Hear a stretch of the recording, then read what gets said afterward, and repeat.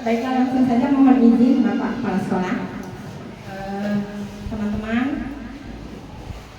masih semangat kan? Semangat. Oke, baiklah. Adapun tujuan saya mengumpulkan teman-teman di sini melalui undangan WA Group dari Bapak Kepala Sekolah kemarin ya Pak, adalah dari halnya untuk mengimbaskan pelatihan yang saya lakukan di SD 21 kemarin. Adapun temanya itu adalah penguatan pembelajaran yang berpusat pada peserta didik. Oke, sebelum kita mulai kita ice breaking dulu kayaknya biar semangat ya. Boleh teman-teman bisa untuk berdiri. Teman-teman bisa ikuti gerakan yang ada di layar kita ya. Ice breaking dulu, buang lemak dulu.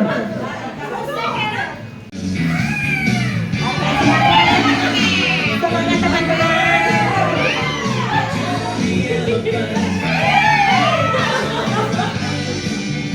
Luar biasa.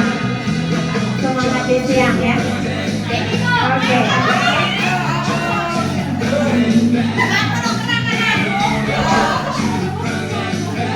Ayo semangat. Iya. Ayo Pak Yota, selamat datang ke tengah biar nampak.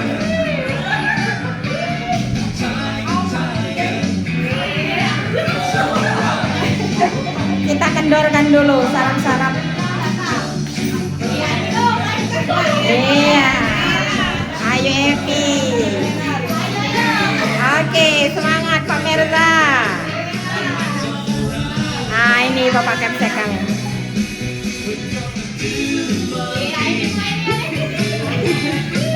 Lepaskan semua beban. Ayo. Pertanyaan, satuan pendidikan perlu menerapkan kurikulum merdeka secara serentak dan berada di tahap siap atau mahir. Benar atau tidak? Ya, ada beberapa yang jawab tidak. Kita cek ya. Benar. Jawabannya tidak. Kenapa? Karena di kurikulum merdeka ada apa saja? Yang pertama merdeka. Apa kita? Berubah. Terus yang pertama belajar ya, belajar. Terus berubah dan berbagi ya. Jadi enggak semuanya harus di tahap siap ya. Kalau kita masih di tahap belajar, artinya kita masih tahap awal ya, bertahap. Jadi enggak harus serentak. Kan dimulai dari kelas 1 sama kelas berapa Bapak Ibu? 1, 4, 2, 5, terus 3 dan 6. Jadi tidak harus serentak. Oke, bagus. Kita lihat pertanyaan selanjutnya. Menurut Permendikbud nomor 12 tahun 2024, kurikulum satuan pendidikan ditetapkan oleh Kepala Satuan Pendidikan.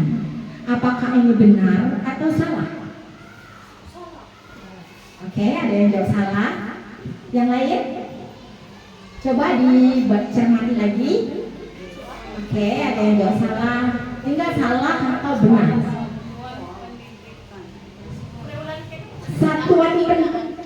Kurikulum Satuan Pendidikan KSP ya. Sudah berubah lagi. Kalau kemarin kan KOSP yang kemarin kita buat sama Pak Dodi. Itu KOSP namanya. Kurikulum Operasional Satuan Pendidikan. Nah, di tahun ini berubah lagi namanya menjadi KSP. Kurikulum Satuan Pendidikan. Bukan KOSP lagi ya, tapi namanya KSP. Kurikulum Satuan Pendidikan ditetapkan oleh Kepala Satuan Pendidikan. Siapa Kepala Satuan Pendidikan kita? Kepala Sekolah. Apakah benar? Jawabannya ya, benar. Karena apa? Kurikulum kita ditandatangani langsung oleh Kepala Sekolah. Jadi kita nggak usah lagi repot-repot ke dinas untuk nandatangan KSP-nya. Dan KSP-nya juga dibuat bersama tim yang ada di sekolah masing-masing berdasarkan karakteristik dan kebutuhan sekolahnya masing-masing. Oke, kita lanjut pertanyaan berikutnya ya. Nah, pertanyaan yang ketiga. Format kurikulum satuan pendidikan tidak perlu dibuat seragam. Apakah benar atau tidak? Benar. Oke, coba kita cek. Iya, benar. Kurikulum satuan pendidikan tidak seragam karena perlu menyesuaikan dengan karakteristik setiap sekolah. Jadi setiap sekolah itu bebas ya berdasarkan karakteristik, visi misi, tujuan, pengorganisasian pembelajaran, perencanaan pembelajaran gitu. Jadi dibuat tidak seragam. Oke. Next. Kurikulum satuan pendidikan direvisi 4 sampai 5 tahun sekali oleh satuan pendidikan. Apakah benar atau salah? Oke, pegang jawabannya masing-masing ya. Nanti kita tadi janji dihitung berapa benar dan salahnya. Ada yang jawab benar, ada yang jawab salah. Pak Agung tadi apa Pak? Salah. Pak Polan? Benar. Bu Noti? Salah. Pak Merza? Salah. Bu Merti? Salah. Kalau Pak Edward Semi? Salah. Oke, kita cek jawabannya. Iya, betul. Salah ya. Tidak. Kenapa? Karena satuan pendidikan itu direvisi sesuai kebutuhan dan kondisi aktual satuan pendidikan. Contoh, nanti ada yang masuk lagi P3K ke sekolah kota. Kita rubah nggak KSP-nya? Mau masukkan data guru itu? Mau masukkan jam mengajarnya? Kita rubah kan?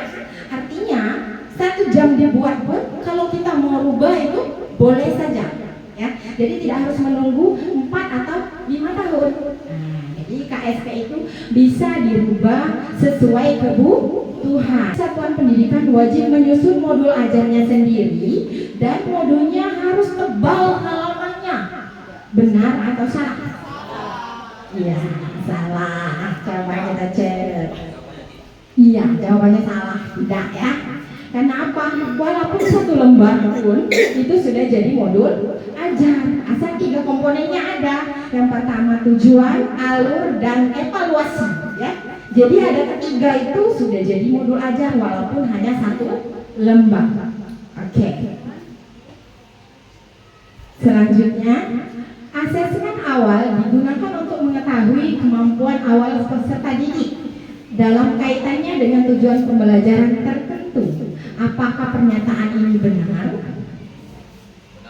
Oke, apakah situasi ini sesuai dengan prinsip rancangan kurikulum merdeka? Tidak, Bu ya. Terus untuk diskusi dan cara lain yang dapat dilakukan dinas agar tetap memfasilitasi asesmen yang berkualitas dan memberikan fleksibel bagi satuan pendidikan adalah di mana pada pengawasan SD di kota P tadi kan Bu Kisi itu pengawas dari kota P bersepakat. Dia ingin membuat asesmen sumatif kepada kota Madia P. Dia itu harus dilaksanakan secara serentak pada jadwal yang telah ditetapkan bersama. Itu tidak bisa dilaksanakan, Bu, karena ya itu sendiri dikatakan guru-guru perwakilan mata pelajaran kota P itu kumpulkan untuk membuat soal bersama. Menurut saya, kalau secara serentak itu nantinya kayaknya hasilnya nanti mungkin tidak maksimal. Sebelumnya, kita sudah belajar bahwa di tingkat SD kita mengenal istilah asesmen diagnostik. Asesmen diagnostik bertujuan untuk asesmen yang dilakukan untuk mengetahui apakah murid-murid itu sudah siap untuk menerima materi yang akan disampaikan. Dan juga ada anak memahami sebagian, kan? Nah, itu adalah anak itu sudah bisa menjawab sebagian dari pertanyaan yang disampaikan. Kemudian yang ketiga tadi ada anak itu belum paham. Iya, belum paham. Pemahaman belum paham, di mana yang dikatakan anak pemahaman belum paham itu apabila anak itu memang sama sekali belum bisa menjawab dari pertanyaan-pertanyaan yang disampaikan. Saja yang kami bisa sampaikan. Terima kasih Bu Diana ya. Sedikit menambahkan dari Ibu Mariuliana tadi bahwanya dalam proses pembelajaran PBM kita di awal pembelajaran khususnya pada waktu misalnya awal ajaran baru bahwa kita itu kepada anak untuk melaksanakan asesmen diagnostik ya boleh ya yang diferensiasi diagnostik tadi itu asesmen diagnostik di mana di sana kita akan mengetahui tingkat awal kemampuan anak bahwa kita dalam menghadapi anak itu kita harus memahami karakter anak di mana bergerak gitu ya, tidak hanya mau diam saja tetapi mencari tahu gitu, dan juga menerima ilmu yang diberikan gitu. Jadi luar biasa sekali ya, aplaus untuk kita semua. Bisa kita mungkin di sini ada yang ingin ditanyakan teman-teman, atau masih ada yang mau menyampaikan? Oke, Bu Sinta. Setting dan itu tadi kok bisa beda gitu, nah penjelasan yang kemarin sama yang sekarang. Jadi kami yang ibaratnya buta ini bingung loh kok berubah gitu. Nah, alasannya kenapa? Terima kasih. Itulah perubahan yang harus siap kita terima. Makanya ada lagi nih materi KM. Nah, nanti Bu Sinta bisa buka di sini ya. Implementasi kurikulum merdeka dilakukan berdasar regulasi perubahan ya. Kita tidak boleh lagi mengelompokkan anak itu harus visual, harus kinestetik, harus auditory, tetapi di kelas kita tetap dengan satu kelas pembelajarannya utuh, satu kelas, namun kita melihat kebutuhan tadi ya, kebutuhan atau tingkatan kategori tadi dari asesmen awalnya tadi. Apakah anak ini sudah paham betul, apakah masih paham sebagian, ataukah belum paham. Nah gitu, jadi nanti tujuan pembelajarannya akan tercapai. Baiklah teman-teman, sudah saya sampaikan tentang perubahan dari, atau regulasi dari IKM, dan juga kita sudah melihat bagaimana modul diferensiasi yang mungkin nanti insya Allah akan saya dan teman-teman terapkan di observasi penilaian kinerja berikutnya di semester 2. Kita akan sama-sama belajar dan terus belajar. Mungkin ini saja yang dapat saya sampaikan pada kesempatan siang hari ini. Terima kasih banyak atas waktunya kepada teman-teman. Tetaplah kita semangat, tergerak, bergerak, dan menggerakkan. Mau SPT lagi? Oke, siap.